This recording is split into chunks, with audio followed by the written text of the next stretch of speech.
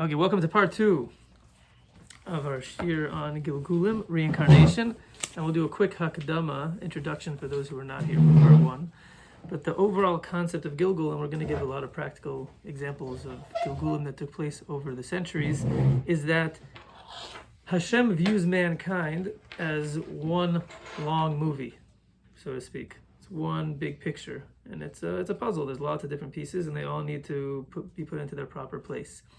And when one person experiences their own life and he sees his lifetime from beginning to end, he's looking at a tiny snippet of a movie, of a very long movie. He's coming in the middle of the movie. He really has no idea what happened before. He has no idea what's going to happen after. And therefore, he's going to be left with loads of questions. Anyone that walks into a complicated movie with thousands of plot lines simultaneously operating in conjunction with one another is going to be really confused if he sees a tiny little piece of it. So therefore, we have to understand that the life that we live is really part of a longer continuum. It's a much bigger chain, and we're here to fix a very small piece of our puzzle. With that being said, we discussed last time that there are 600,000 root Jewish souls, and at this point, almost every soul that comes into the world is an old soul. It's a soul that's already been in the world, and it's a small piece of that soul that comes back into the world to be perfected. And every soul has what's called its tikkun, its rectification. So every human being has their own unique mission in the world. That's why there's no question why it's not fair. This person was born into a religious household. He went to a yeshiva. He learned so much Gemara by a young age, and he has so much potential to grow so much in his spirituality. And then you have people that literally never had access to a Torah education until they're 60 years old. So how is that fair if everyone's supposed to be judged on the same objective scale? The answer is everyone has a different mission. And therefore, one person's mission could be that he's supposed to learn a significant amount of Torah to rectify that part of his soul. And another person's mission is he has to do tshuva. So at the end of his life, Hashem gives him the opportunity to do tshuva. And that's his whole mission in life.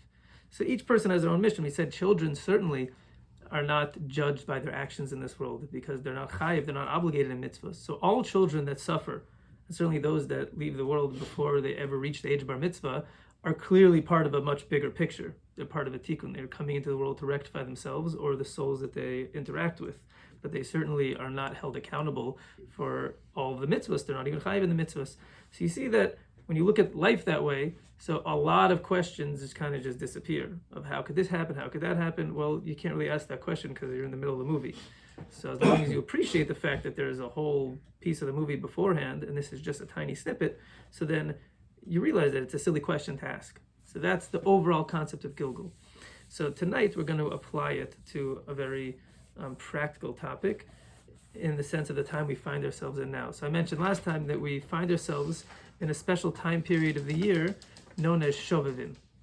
Shovavim is an acronym for the parshas that we're experiencing right now, which is Shmos, Va'era, Bo, Beshalach, Yitro, Mishpatim.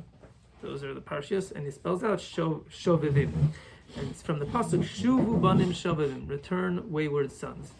So it's a very special time for returning to Hashem, specifically in Yanei Kedusha, in sanctifying ourselves.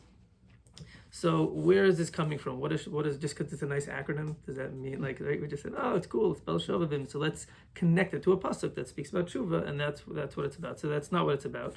And the Arizal explains the entire concept, and he begins with what we discussed last time, that the first Gilgul that took place in the world, the first reincarnation, we'll see there were others, but the first major soul that was finally rectified was Adam Rishon. Obviously, you have to start with the beginning. So Adam Rishon was the first human being that ever existed, and he did a terrible sin. And if you go through the Mefarshim and the Gemara, his sin was a lot more than he just ate from the tree. He was Moshech Ba'orlaso, he stretched his orla to remove his bris milah, he was a kofar be'ikr, he denied Hashem. Whatever these mean on Adam Rishon's level, it's a whole separate topic, but he had specific sins that he did, and he needed to rectify all of them. So that's what's taking place with Shovavim. So Adam Rishon's neshama came back into the world for the first time in Avram Avinu, and then again in Yitzchak, and again in Yaakov. And you can ask the question, well, they all overlapped with each other. In fact, Yaakov was alive when Avram was alive, and when Yitzchak was alive. So how could they all be in the world if they're all Adam Rishon? So the answer is that there's 3 parts to every neshama. There's really 5 parts, but there's 3 parts that come into this world. The very top is the Yechida and the Chaya. Those two parts of the neshama don't come down into the world, so they're not really relevant for this conversation. And any sins that a person does, he does not blemish or tarnish those parts of his neshama. They stay pristine and perfect, and they remain in the higher worlds. But what comes into this world are the lower three levels, which is a neshama, a ruach, and a nefesh. Those are the three levels. And a person's sins can actually affect and damage those parts of his neshama. They can't really damage it, they can put layers of dirt around it. They don't need to come back into the world to clean those layers of dirt off. So Adam Rishon's sin damaged all three layers of that neshama, because those are the three layers that are in this world, the nefesh, ruach, and neshama. So it came into the world in Avram, Yitzhak, and Yaakov. Yaakov was the final rectification of the neshama of Adam Rishon. And we said that in Parshas Vayechi, it says that Yaakov lived 17 years in Mitzrayim and 130 years until he got to Mitzrayim. And he told Paro that the 130 years he lived until he got to Mitzrayim were ra. They were evil, they were bitter, they were terrible years. 130 terrible years. And the 17 years in Mitzrayim were, Chazal say, me'ena olam haba. They were like the world to come. And the gematria, the numerical value of the word tov, is 17. So those 17 years were tov. Those were years of goodness, pure goodness for Yaakov Avinu. So what's this 130 and the 17? So we quoted the Arizal that said that at the age of 130, Yaakov rectified the soul of Adam Rishon, and then Adam Rishon's soul entered into Yaakov Avinu's body. The rectified piece of that soul filled Yaakov Avinu's body, and then he went down to Mitzrayim, and he lived those 17 years with that rectified soul. So that's why the 130 and then the 17. So, I mean, that's what took place in the 130 and the 17. But why 130 and 17? I mean, 17 is nice, it's Gematria Tov, so it adds up. What's 130 years? Why do you need 130 years to do so? So that's what we're going to discuss tonight, and we're going to discuss the souls of the Jewish people, where they came from, where their story began, and more importantly, why did they need to go through the suffering of Mitzrayim? Because there's a very important question you always have to ask, is whenever Hashem puts a plan into action, there's always two questions you can ask, especially if something negative, like suffering and slavery and death of thousands or millions of people in Mitzrayim. So why did he do that? So if you look in the Medrash, it gives a few reasons that seem totally disproportionate with the punishment. One is when Avraham Avinu was told that Klal Yisrael would merit to inherit the land of Israel, he said, B'ma Eda, how can I be sure? And Chazal explained the question was, how do I know they're not going to sin and forfeit their right to the land of Israel? So Chazal say, because of Avraham Avinu's lack of emunah, Hashem says, since you didn't have faith in me, now your children have to go down to the triumph to suffer for 400 years of slavery. Whoa! Just because you asked, maybe they're going to sin and lose their merit. You have faith in them, not yeah, and he didn't even lack faith in Hashem. But Hashem told Abraham they were going to inherit the land. So Abraham said, well, maybe they're going to lose it. Well, Hashem told you they're going to inherit it. So he was in a way questioning Hashem, but yeah, he was questioning really their worthiness of receiving the land. So that's very disproportionate. So we have to always remember that Hashem could have picked, first of all, Hashem could have picked any punishment. When the punishment seems extremely disproportionate, there's something much deeper happening. So the real answer is that Galus Mitzrayim needed to happen. The Ramchal explains this in the Sefer Das Tfunos, that we'll explain the reason in a minute, but this slavery for 400 years needed to happen as part of the grand scheme of things, to rectify the world and bring it to its ultimate destination. Sometimes when Hashem needs something negative to happen, so he'll also tag it onto a mistake that a person made so that it fits into the system of din v'cheshbon, of schar v'onesh, of reward and punishment. He wants to fit it into that judgment system. So he'll tag it on to a mistake that a person made, but we have to remember this thing had to happen regardless. If there's something as great as millions of people being enslaved for 400 years and then leaving and becoming a nation with tremendous wealth and miracles and judgments against the Mitzrim and going to receive the Torah in Har Sinai, clearly Hashem wanted that to be the plan. So why did Hashem want that to be the plan? Why would Hashem have the Jewish people suffer for 400 years in Mitzrayim in order to become a nation? You don't need that to become a nation. In fact, they were doing very well before they went to Mitzrayim. Yeah, Avram, Yitzhak, Yaakov. Okay, so Avram 50-50, Yishmael and Yitzhak, so it wasn't so great. Yitzhak 50-50, Esav and Yaakov. But Yaakov was batting 1,000. He had 12 tzaddikim, 12 righteous sons, perfect tribes. They multiplied into this shivim nefesh, the 70 souls that came down to Mitzrayim, which were also tzaddikim, and you could imagine that the family could have just procreated from there, and they would have been a really righteous group of people. They could have been the Jewish people. Let them go into the land of Israel, build the Beis Hamikdash, Mashiach, whatever the plan was going to be. You don't need to send them to suffer in Mitzrayim for 400 years. So why did that need to be part of the plan? So that's what we're going to try to understand tonight. And it's going to be all the way, tied back to Adam Rishon, and we'll see that anything that happens in the world is part of a much bigger picture. And further you pan out, the more you can see, and usually the further you pan out, the further back you go. And you see that a lot of these things are rooted in Adam Rishon. We'll also, if we have time, get into a Gilgulim of Cain and Hevel. But anytime you see sins or disputes taking place in the forefathers, going back to Adam Rishon, Cain and Hevel, these major events in the world, so you have to understand that those were cosmic events. The Torah presents it as a regular person that just made a mistake, and just like you and I would have been in the wrong place at the wrong time and made the wrong decision. But these were huge decisions with cataclysmic results that sent ripples and reverberations throughout all of history. And that's why we're here today, to really fix those sins. So they were tremendous sins that changed the spiritual world, the physical world, everything changed.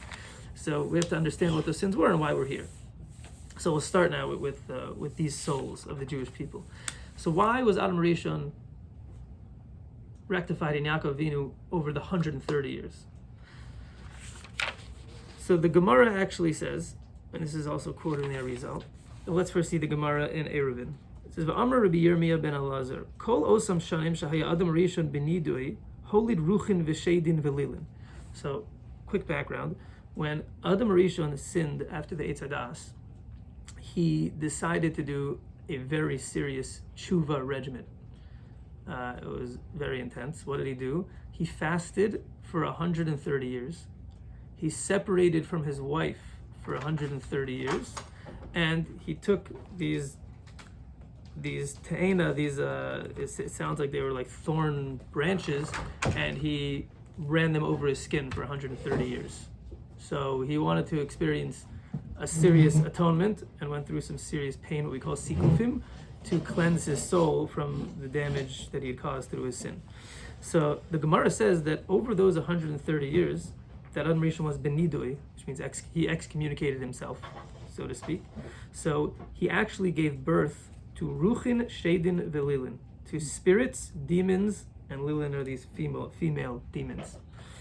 Shenamar, because it says in the pasuk, Vayechi Adam shloshim u'ma'at shana, that Adam Rishon lived 130 years. Vayolid bidmuso ketzalmo, and then he gave birth to a child bidmuso, in his likeness, ketzalmo, in his image, in his likeness and image. Miklal da'ad idna lav ketzalmo olid, which implies that until 130, the children that he gave birth to were not bidmuso ketzalmo, in his likeness and in his image. Rather, they were demons and spirits, and these female demons. Did they have like a different appearance? They were spiritual. They didn't have physical bodies. We're going to see in a minute. They were spiritual, but the demons do have a certain physicality to them. They're in between humans and angels are demons. So they're in between every category of life on earth. There's an in-between stage. So there's 4 categories of life in the world, and let's say 5 with the angels. So you have domim, inanimate objects. That's the mineral and rock world. Then you have chai, then you have tzomeach, which is the plant world. Then you have chai, which is the animal world. Medaber, which is the human beings. And then you have malachim, which are angels. And in between every 2 levels, so there's a creature that represents both. That's a little bit of both. So the Gemara says that in between mineral and plant is, who can guess? Cactus. Good guess. That's still a plant. Viruses? Mushrooms. Oh. Or what? Mushrooms are fungus. Fungus. Fungus is in between. In between plant and inanimate. Then you have in between, this is the coolest one. Is in between plant and animal. There was something called the ish sadeh. It says in the pasuk that Esav was Yodea Tzayid Ish Sadeh. So you read that normally. He was a person who knew how to trap. Yodea Tzayid, he knew how to trap. Ish Sadeh, a man of the field. So Chazal say, the Midrash says, you read it, Ish Tzayid, Yodea Tzayid Ish Sadeh. He knew how to trap the Ish Sadeh. What's the Ish Sadeh? The Ish Sadeh was a creature that had an umbilical cord that was attached to the earth, so it couldn't run anywhere it wanted, and it was extremely dangerous and extremely aggressive, and it looked like this plant creature, this plant monster that was attached to the earth, so it had to suck its nutrients from the earth, but it would be running around and attack people. And it actually says in one of the midrashim that one of the miracles for the mak of Arav by the wild animals in Egypt was that Hashem actually transported the habitat of the animals with them into Mitzrayim. So Chazal say, why was that necessary? You don't need the jungle to have a tiger, just put the tiger right in the city. So it says no, because the Ish Tayid, you can't move him if he's not attached to the ground. So Hashem had to take a miracle and move the ground with this animal and put it into Mitzrayim where it would attack the Egyptians. So, and Esav was Yodea Ish Tayid. He knew how to trap this animal. That's why he was the greatest hunter, because these were the most aggressive, dangerous animals, plant animals. Then it says that in between animal and man is Werewolves. nope. In between animal and Very good. Monkeys. Yeah, monkeys or apes. Primates. Guinness flytrap? That's a good one. That might be in between. Yeah, I don't know, maybe there's a mini Ish Tzayid, what's left of him. Sorry, Ish Sadeh. So that was between human, and then between humans and angels are Shadim, are these demons. So they're more physical than angels, but they're not. But you can't see them in the sense that you can see humans. So they're somewhere in between. So those are these Shadin and Lilin, which are the female ones, and the Ruchin and the spirits. What? It says, you said that Nolad. That's my question too. Yeah, we're born, so we're going to see. So let's see. Mesaveh, so the Gemara says there's a contradiction. Haya Rabbi Meir Oimer.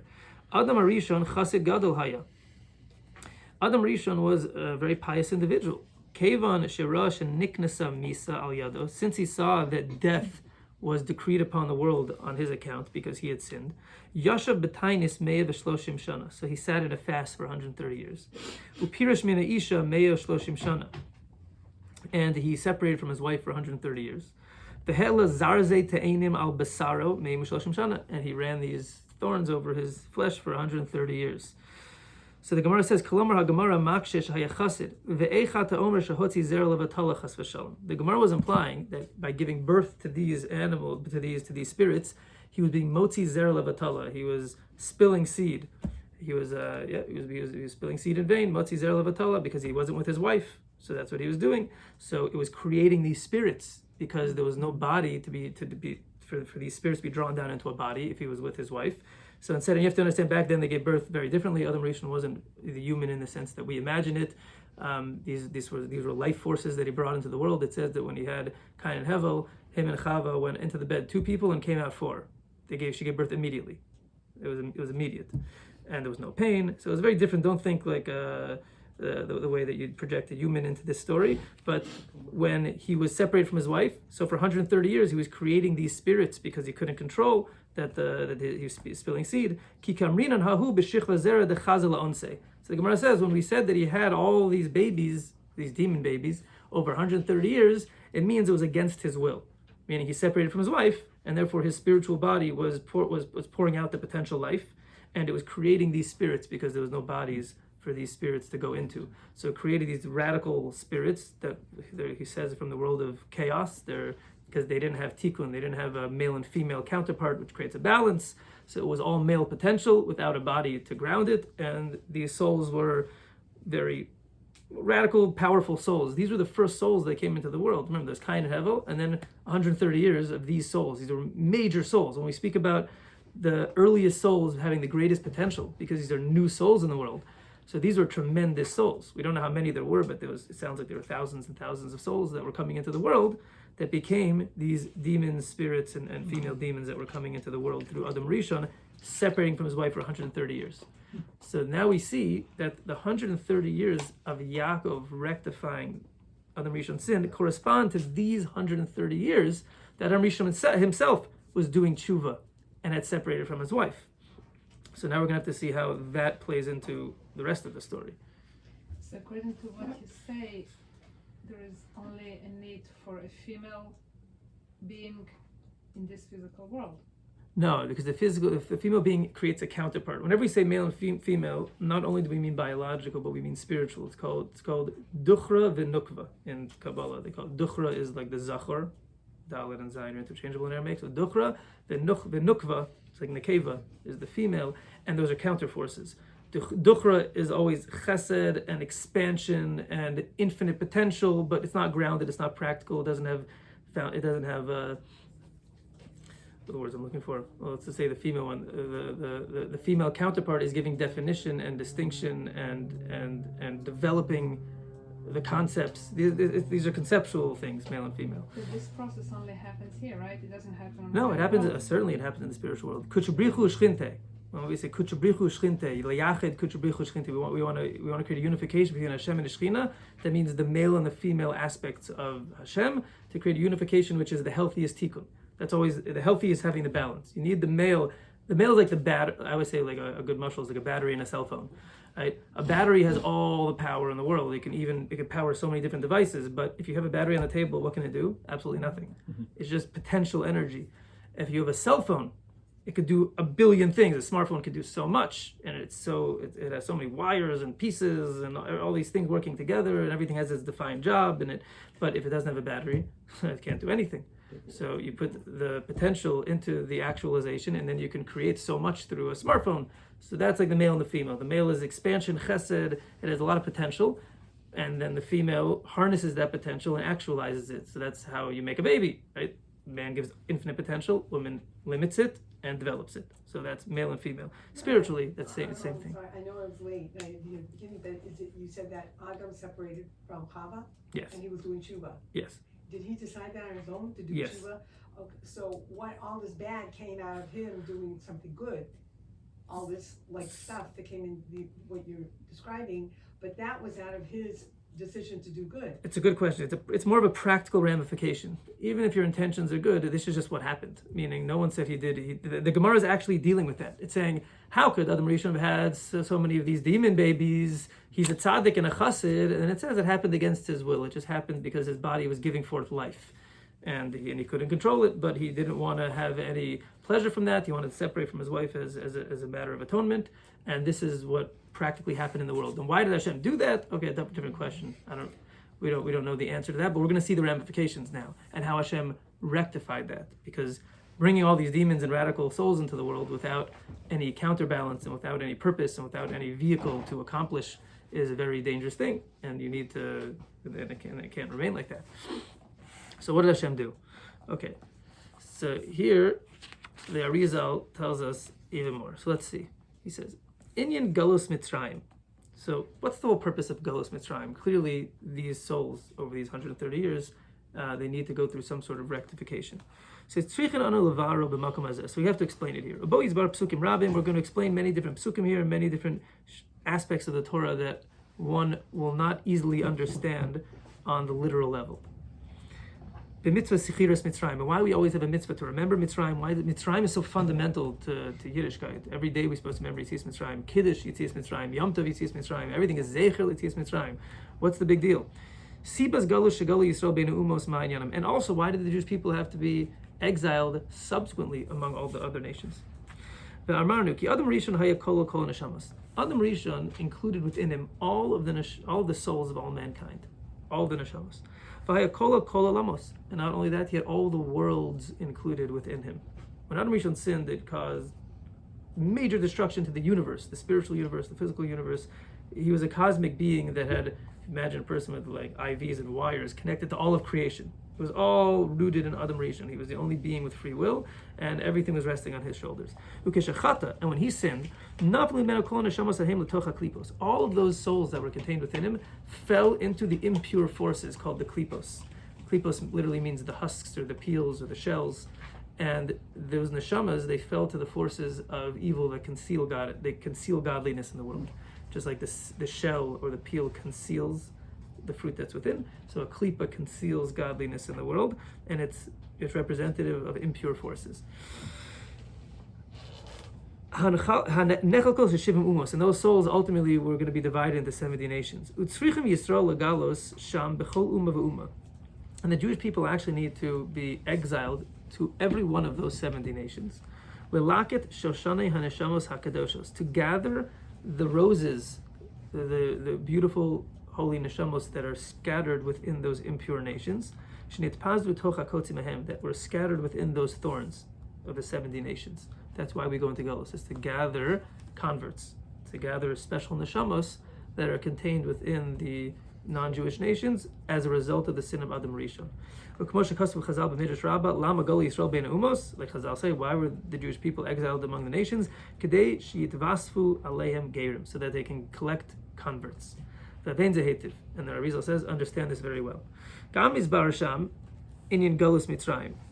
And that's why, by the way, it's not usher, but it's frowned upon to proselytize. We don't want to go convince people to become Jews, because we're not out there to get a soul that's not a Jewish soul to jump into the Jewish pool.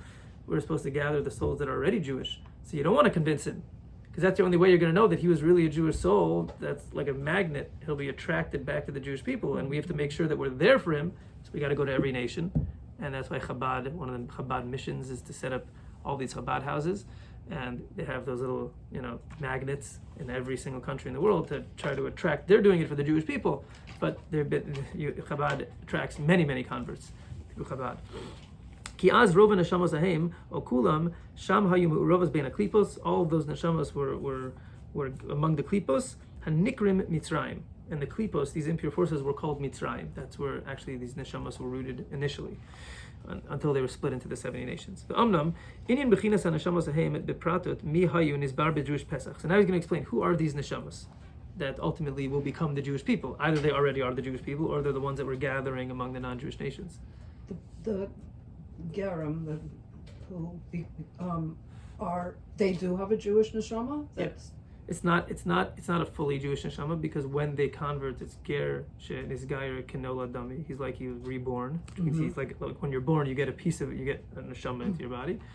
So he gets a new piece of his neshama, but he has whatever his neshama has.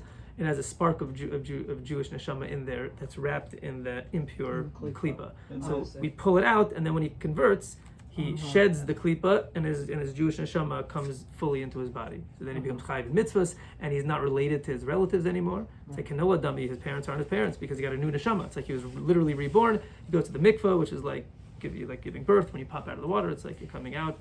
New birth. And is those pieces of Jewish souls, are they pieces of the original deep, like, evil souls? So that's what we're going to see now. First, now we're going to get into those souls. Just now, this is the reason I gave that hakdama, but now he's going to start getting into those souls. Because just now he didn't mention those souls yet. He just mentioned that Adam Rishon, he didn't mention even the 130 years yet over here. He just said that Adam Rishon made a sin, and all the souls scattered into the non-Jewish nations and the klipos, so now we have to gather them. Now he's going to get into the souls in particular. Okay.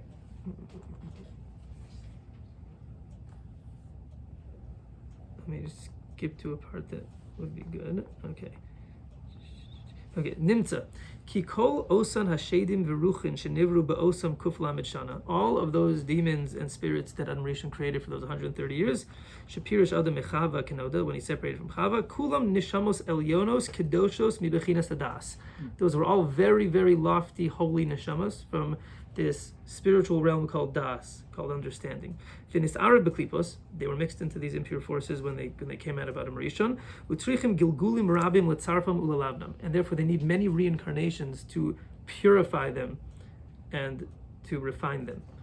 Ad tom chalasam mehem, until their sickness is removed from them. Al yedei gilgulim rabim, through all of these reincarnations. Velachein timtza. Ki lo nolda umos Yisrael ad Yaakov ve'elech. That's why the Jewish nation was not born until Yaakov Avinu. Before that, you had Yitzchak and Esav. It wasn't the Jewish nation. The nation began from Bnei Yisrael. Right? Bnei Yaakov, they're the children of Yisrael, Yaakov.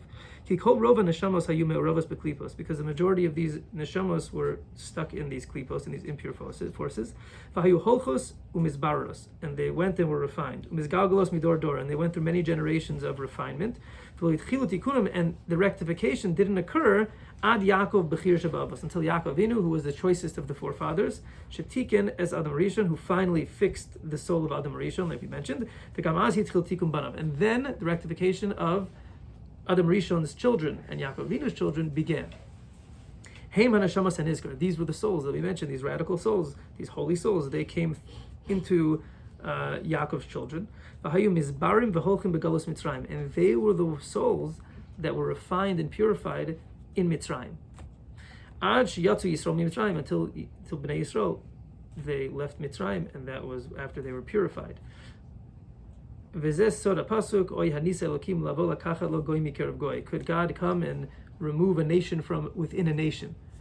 So now you see, right, what that meant was that Bnei Yisrael were among the Egyptians. But what it means on a deeper level is he took a nation, he took souls from out of the klipos of Mitzrayim, from the impure forces of Mitzrayim. He extracted those souls from a nation within a nation. He extracted them from Mitzrayim. V'amar Razal, because I'll say, Am mikerav goy lo nemar, ela goy mikerav goy ve'ven zemod, that they were both connected, goy, they're both compared to one another, Jewish people in the Mitzrayim, in the sense that they were both stuck in these impure forces, and he pulled the Jewish souls out. Ki hayu mamish betoch kirbam shel klipa, that these souls were literally stuck deep within the klipa. V'hayu goyim kamosim, and they were non-Jews like Mitzrayim. They were all both being ovdei avodah zara, right? The Jewish people were not in good shape when they were in Mitzrayim. And then Hashem took them out and refined them and took them out of the goyim. Okay, yeah.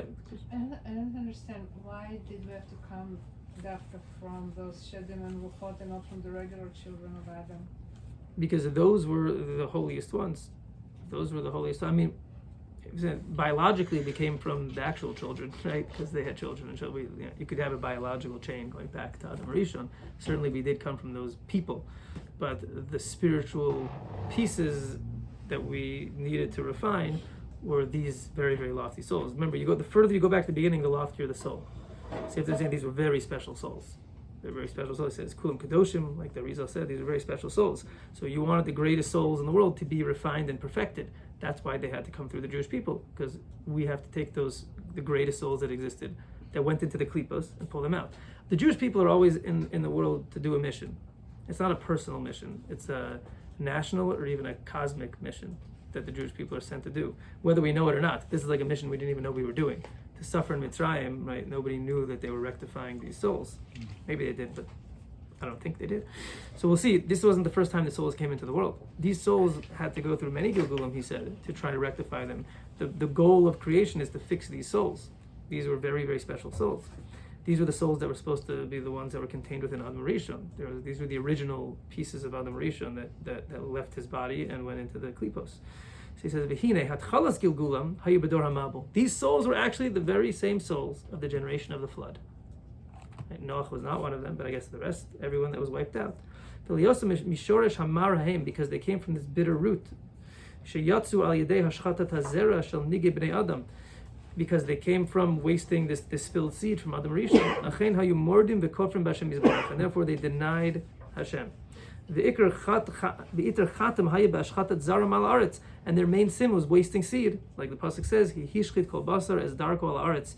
That these nations, they literally hishchit means to spill and to destroy their seed on the earth. Vayinichem ki yases adam ba'aretz. Then it says, fine. So this was their exact same sin. They fell into the same sin of Adam Rishon of spilling seed, and that's why they were destroyed. Okay.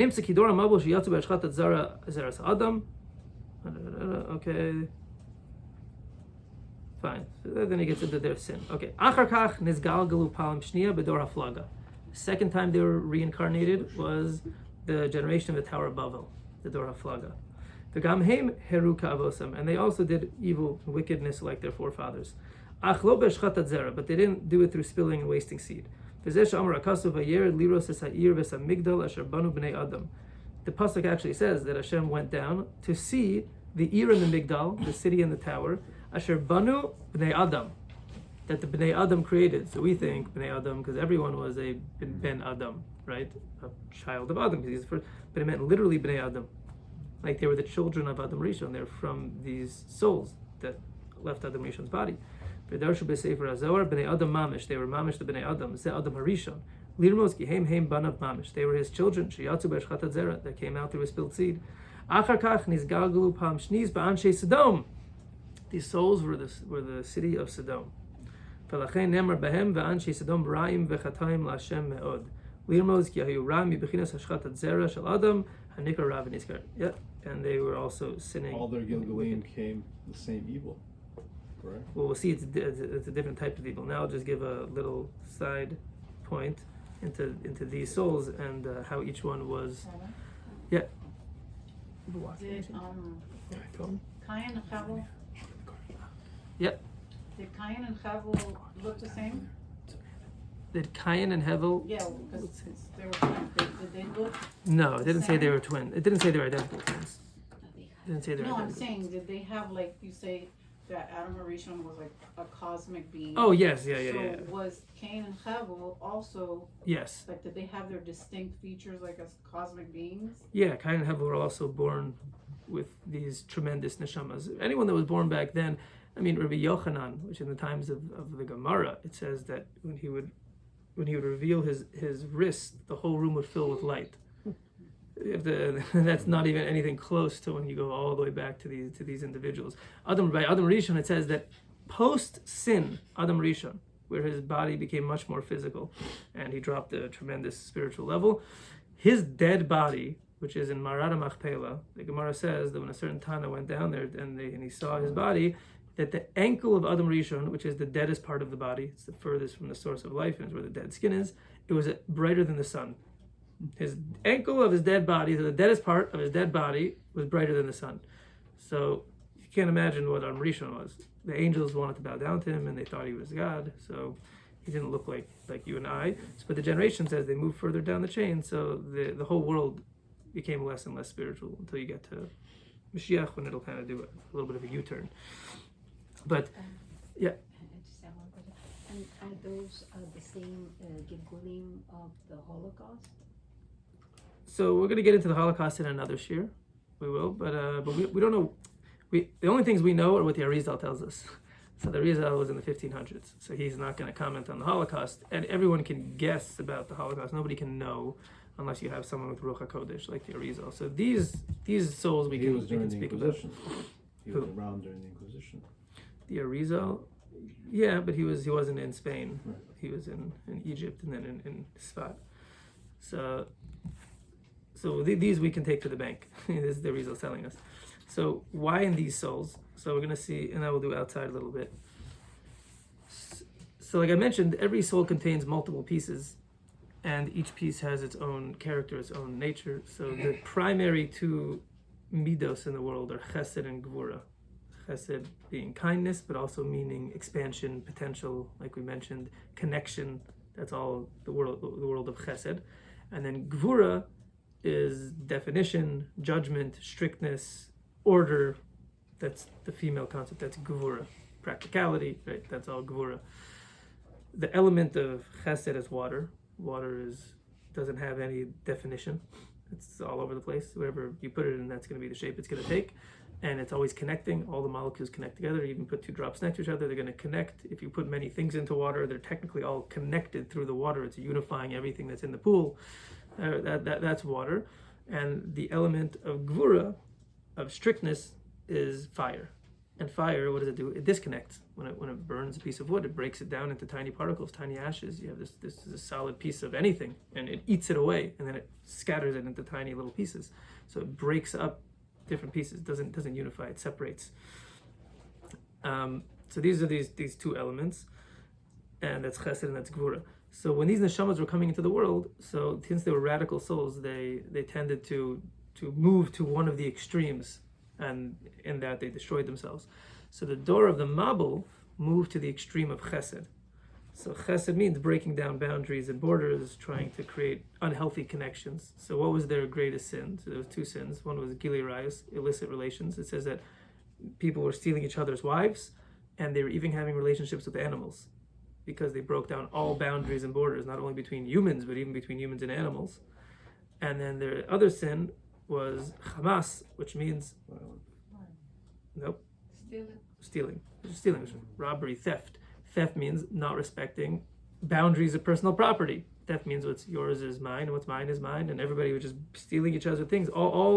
Everything that society works within boundaries and definition and order. So they broke all of that down, because they were the definition of unhealthy chesed.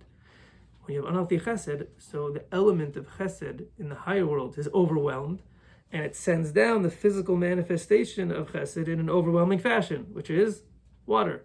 Water is the element of chesed. So mida keneged mida, they caused the mabul. The mabul wasn't necessarily a punishment; it was a direct outcome of their actions. They caused an overwhelming chesed in the world in an unhealthy fashion. So water, which the whole blessing of water is when it's given but limited. It's the balance of gvura and chesed. The water is a bracha when it stops at the right time. If it's too much, it's a tsunami, it'll destroy the world, whatever it is. Water can be very destructive, but it also gives life when it's measured perfectly. So their overwhelming chesed overwhelmed the world, and it destroyed the world with water. Sodom was the exact opposite. Sodom was a generation of souls that were intense gevura, that they didn't let you do any chesed. In Sodom, it was illegal to give tzedakah because that person didn't earn it. They don't deserve it. If you gave tzedakah, they would kill you. You were not allowed to give someone money that didn't belong to them. They were obsessed with personal property definitions, that you weren't even allowed to give away your own money. Everybody knows the famous medrash. They would put you in a bed, and if you didn't fit, you have to fit the bed. So if it was a small bed, if it was a tall person, they gave him a small bed, and they would cut off his legs. If it was a short person, they'd give him a long bed, and they would stretch him to the bed because they needed you to fit. They were very similar to like Nazi Germany was unhealthy gvura. And like the Nazis were super into order, but then they were efficient, but they were destructive and terrible. So they overwhelmed the world with gvura. So Hashem overwhelmed them with gvura, which is fire. So fire rained down onto them, and it destroyed Sodom. So these are all the same neshamas. The same neshamas coming into the world. The haflaga is a little more subtle, but he'll explain here that in Mitzrayim, these neshamas had to go through those punishments over again, in a certain sense. He explains at least two of them through the Sukum. He says that when the Jewish baby boys had the decree that they were supposed to be thrown into the Nile, that was a replay of the punishment of the door of the Mabul, drowning the whole generation. So those souls had to be drowned to reach the rectification, to experience their punishment now without deserving it. First, they deserved the chesed that overwhelmed them. Now they have to rectify themselves by experiencing it without necessarily having deserved the punishment, to rectify the sins that they had done. It says that when they built the chomer ulevenim, the bricks made out of mortar, so it's actually the exact same words when they built the Tower of Babel. They built it with chomer ulevenim, so they had to build a Tower of Babel. So since they built the Tower of Babel, they now had to build Pitom and Ramses, the cities in Egypt, through their suffering. So they had to go through this tremendous experience of suffering, which was supposed to be 400 years, but it was condensed into 210, to purify these souls, these radical souls that were really the souls of Adam Rishon over those 130 years. That's what was taking place in Mitzrayim. In the Sefer Devarim, Moshe calls Mitzrayim the Kur HaBarzel, which means the crucible, or the iron smelting pot. When you take metals out of the earth, so they're filled with impurities, so you have to heat them to a tremendous degree, and then the impurities separate, but it still has a little bit more impurities. You do it again and again and again. So that's what Mitzrayim was. Those souls were being recycled in Mitzrayim, going through tremendous suffering, which was a purifying process. Now, it was purifying the individual souls, by every individual going through their own suffering, which was removing the impurities from his spiritual soul. But even as a nation, they were being purified. Hashem was removing the impure aspects of the nation of Klal Yisrael. When Moshe Rabbeinu told Hashem that it's too much suffering for the Jewish people to bear, they were taking children and putting them into the bricks and making the Jewish people, if the Jewish people didn't meet their quota of bricks, so they used the Jewish children to fill the missing materials. So Moshe said, how could we do this? It's terrible. You have to stop it. So Hashem said, don't worry, I'm pruning the thorns. So Moshe said, what do you mean pruning the thorns? He said, I'm removing the impurities from the Jewish people. So Moshe said, but it's terrible. I have to stop it. So Hashem said, look, you can trust me, or you can go save a baby. I'll let you go save a baby. So Moshe went and took a baby out of the brick and saved the baby's life. And that baby ended up being Micha. Micha was a very wicked individual who brought an idol through the Red Sea when the Jewish people were being saved. He's the one who was responsible for the Egel HaZahav. When Moshe Rabbeinu went to get the coffin of Yosef HaTzadik, which was buried in the Nile, made out of metal. So he took a petek, a little letter, a little piece of paper, parchment, and he wrote Ale Shur, which means rise ox. Yosef was called the ox. He threw it into the Nile, and then the coffin rose up. And then Moshe Rabbeinu took the coffin and left, and this person, Micha, took the little petek. He took the little note, and he took it with him. And when Aaron threw all the gold into the furnace when they were asking him to make the Egel HaZahav, and he was going to delay it as long as possible, so this Micha took that little petek, which said Ale Shor, means arise, bull, arise cow. Bull is the same thing as a cow.